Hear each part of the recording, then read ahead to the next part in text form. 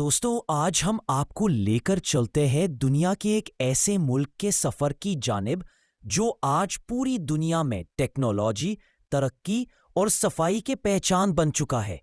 सबसे पहले सूरज इसी सरजमीन पर अपनी पहली किरण डालता है।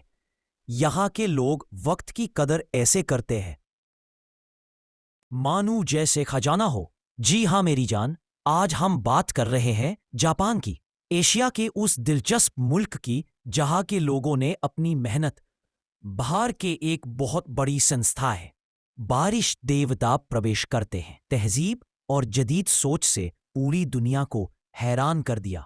आज हम आपको दिखाएंगे जापान की जदीद टेक्नोलॉजी में महारत, जापान में की जाने वाली लोगों की मुनफरद शादियां।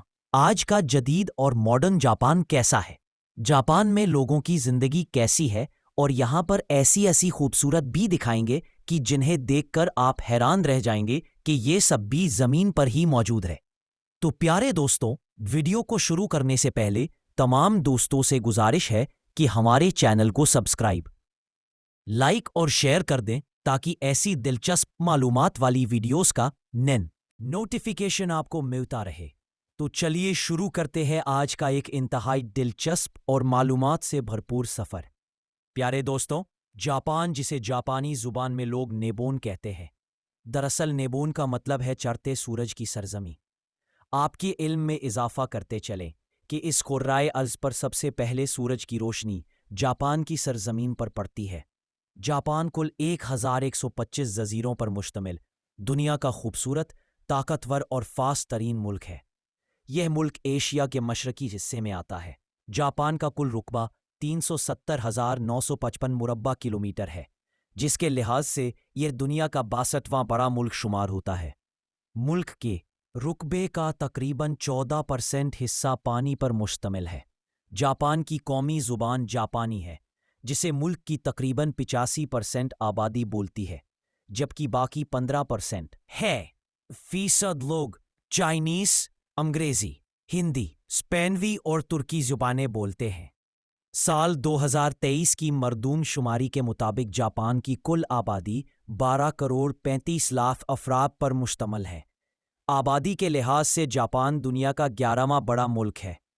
यहाँ फी मुरब्बा किलोमीटर के अंदर तकरीबन 330 लोग आबाद हैं, जो इस बात का सबूत है कि जापान एक गुंजान आबाद और मुनज़्ज़म मुल्क है। जापान के लोग पूरी दुनिया में अपनी खुददारी, ईमानदारी और खुश अखलाकी के लिए मशहूर है। यह एक ऐसी कौम है जो दो नंबरी नहीं करती, इंसानों के हुकूक का एहतराम करती है और कभी भी किसी की इज्जत नफ्स को पामाल नहीं करी। ये लोग अपनी ज़िंदगी को खुशी से गुजारते हैं और 100% कोशिश करते हैं अगले इंसान को उनसे खुशी हासिल हो सके। दोस्तों, अगर आप जापान के पब्लिक टॉयलेट्स देखें तो आप हैरान रह जाएंगे। यहाँ दुनिया के सबसे जदीद और गुदकार कमोड्स नस्ब है किए गए हैं। हर टॉयलेट में सफाई, आराम और सहूलत का खास ख्याल रखा जाता है। माजूर अफराद के लिए अलहदा वॉशरूम्स बनाए गए हैं, जिनके अतराफ में फोल्डिंग स्टैंड्स और सपोर्ट बार्स लगे होते हैं ताकि वह आसानी से इस्तेमाल कर सके। ये टॉयलेट्स मुकम्मल तौर पर कंट्रोल सिस्टम पर चलते हैं, जिनमें पानी के दर्जा हरारत बांधे नजर देने वाले दीवारों के साथ बनाए गए हैं और हमें किए गए हैं तो हमें आगे बढ़े हैं। प्रेशर और सेट हीटिंग तक की सहूलत मौजूद होती है। जापान में हुकूमत की जानिब से हर पब्लिक प्लेस पर टॉयलेट्स लाजमी तामीर किए जाते हैं ताकि किसी शहरी या सयाह को कभी भी परेशानी का सामना ना करना पड़े। जापान में बच्चों को तालीम देने का नाइकलिंग पूरी दुनिया से मुख्तलिफ है। यहाँ पहले 3 साल बच्चों की तरबियत की जाती है, फाइनल इम्तिहान नहीं लिया जाता। इनका कहना है बच्चों को तालीम शूर पैदा करने और नज़्मो जवाबत के लिए दी जाती है। यहाँ बच्चे अपनी क्लास को खुद साफ करते हैं, कचरा खुद फेंकते हैं, हत्ता कि अपना टॉयलेट भी खुद साफ करते हैं। इसका मकसद सिर्फ बच्चों में आजी पैदा करना है, क्योंकि बचपन का दिया गया यह माहौल और सबक ये सारी जिंदगी नहीं भूलेंगे। इसी वजह से आज आपको पूरे जापान में इंतहा की सफाई देखने को मिलेंगी। लोग अपने घर के साथ साथ बाहर गली भी साफ करते हैं। दुकानदार बार बार अपनी दुकान का फ्रंट साफ करते हैं। रास्ते में चलते मुसाफिर रोड पर गिरा हुआ कोई भी कचरा उठाकर कचरे वाले डब्बे में फेंक देते हैं। हत्ता कि कोई शख्स किसी के सामने कचरा फेंके तो लोग उस पर सख्त गुस्सा होते हैं और मुमकिन है कि पुलिस को कॉल कर दी जाए। रोड्स पर अगर कोई गाड़ी वाले की वजह से कचरा फैल रहा है, वो खुद गाड़ी साइड पर लगाकर रोड को साफ करता है। नाजरीन, जहां पूरी दुनिया में रोड्स पर चलती गाड़ियों के रूल्स बनाए गए हैं, वहां जापान में बाईसाइकिल वालों को भी फाइन अदा करना पड़ता है। जहां आप एक हाथ से साइकिल नहीं चला सके, सिग्नल खुलने पर ही रोड क्रॉस कर सके। पैदल चलने वालों को अहमियत देना और स्पीड का खास ख्याल रखना शामिल है। अगर आपको साल में 2 मरतबा पुलिस ने रोका है, तो आपको गवर्नमेंट की तरफ से लेटर जारी किया जाएगा ताकि आप ड्राइविंग स्कूल में जाकर तमाम मुल्की कानून को दोबारा से पढ़ें और रूल्स को सीखें। जापान दुनिया का सबसे बड़ा कार एक्सपोर्टर भी है। सिर्फ टोयोटा कंपनी हर साल 10 मिलियन गाड़ियां फरोख्त करती है और हैरत की बात यह है कि लाखों गाड़ियों के ऑर्डर्स पेंडिंग में होते हैं। यानी इतना काम है कि संभाले नहीं संभलता। सन 1960 की दहाई से जापान दुनिया का सबसे बड़ा बहरी जहाज बनाने वाला मुल्क है। मुल्क में गाड़ियां इतनी ज्यादा हैं कि पार करने के लिए जगह पहले से बुकिंग करनी पड़ती है। हर साल गाड़ियों को चेक करवाना होता है और गाड़ी के तमाम सेफ्टी रूल्स का ख्याल रखना होता है। अगर आप गाड़ी सेल कर रहे हैं तो तमाम फॉल्ट पहले बताने होंगे, वरना आपके खिलाफ पुलिस में कंप्लेंट भी हो सकती है। जापान के रोड्स इंतहाई शानदार, साफ सुथरे और बड़े हैं, लेकिन मुल्क में ट्रैफिक का मसला बहुत ज्यादा है। जल्द अपनी मंजिल तक पहुंचने के लिए हाईवेज का इस्तेमाल किया जाता है, लेकिन उसके चार्जेस होते हैं। नाजरीन, अगर बात करें जापानी लोगों के खाने की, तो जापान दुनिया के उन मुआलिक में शुमार होता है जहां रिस्क की फरावानी है।